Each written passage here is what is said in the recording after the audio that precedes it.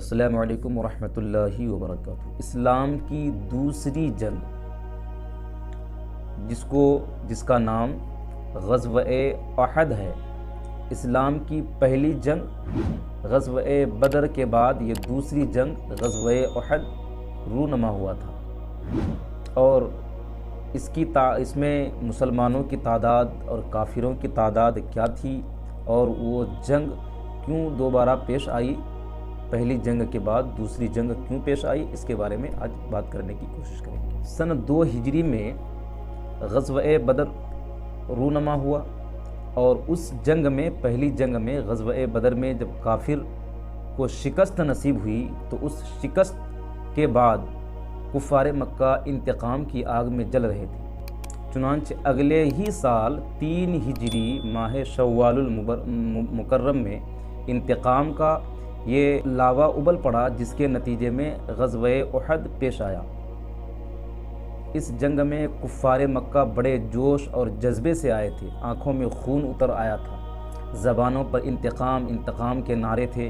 لشکروں کی تعداد غزوہ احد میں مشرکوں کی تعداد 3000 اور لشکر اسلام کی تعداد صرف 1000 تھی، جن میں 300 منافق بھی شامل تھے اس 1000 تعداد میں۔ منافقوں کی علیحدگی کا ایک معاملہ یہ ہے کہ منافقوں کا سردار عبداللہ ابن ابی بظاہر مسلمان تھا، مگر دل سے کافر تھا۔ مدینہ منورہ سے نکلتے وقت تو یہ مسلمانوں کے ساتھ تھا، لیکن شوط نامی مقام پر اپنے 300 ساتھی لے کر سازش کے تحت الگ ہو گیا۔ یوں اسلامی لشکر کی تعداد اب کتنی رہ گئی؟ صرف 700 ہو گئی۔ یہ پہاڑی جنگ تھی، یعنی یہ جنگ پہاڑ کی جگہ پر واقع ہوئی تھی۔ پیارے آقا صلی اللہ علیہ وسلم نے لشکر اسلام کی پشت پر 50 تیر انداز مقرر کیے اور فرمایا کہ جب تک میرا حکم نہ آ جائے تم نے یہاں سے نہیں ہٹنا۔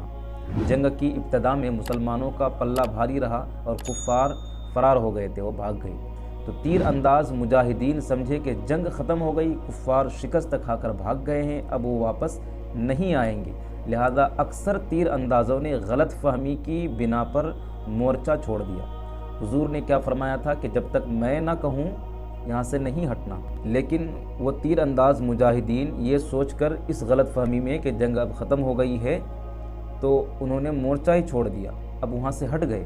کافروں نے مسلمانوں کی پشت خالی دیکھی کہ اب یہاں کوئی نہیں ہے، تو یکدم پیچھے سے حملہ کیا، پلٹ وار کیا دوبارہ، جس سے افراتفری پھیل گئی۔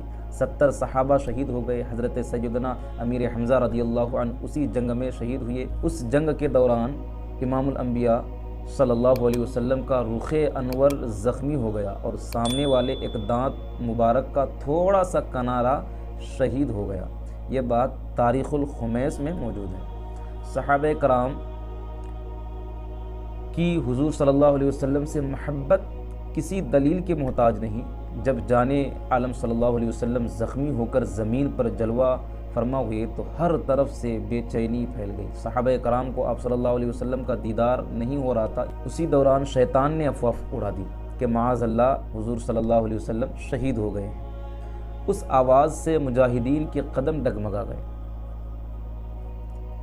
پھر جب حضور صلی اللہ علیہ وسلم کھڑے ہوئے اور سب کو معلوم ہوا کہ شہادت کی خبر جھوٹی تھی، تو کفار نے آپ صلی اللہ علیہ وسلم پر تیروں کی بوچھار کر دی۔ حضرت ابو دجانہ رضی اللہ تعالی عنہ حضور صلی اللہ علیہ وسلم کے آگے ڈھال بن گئے تھے۔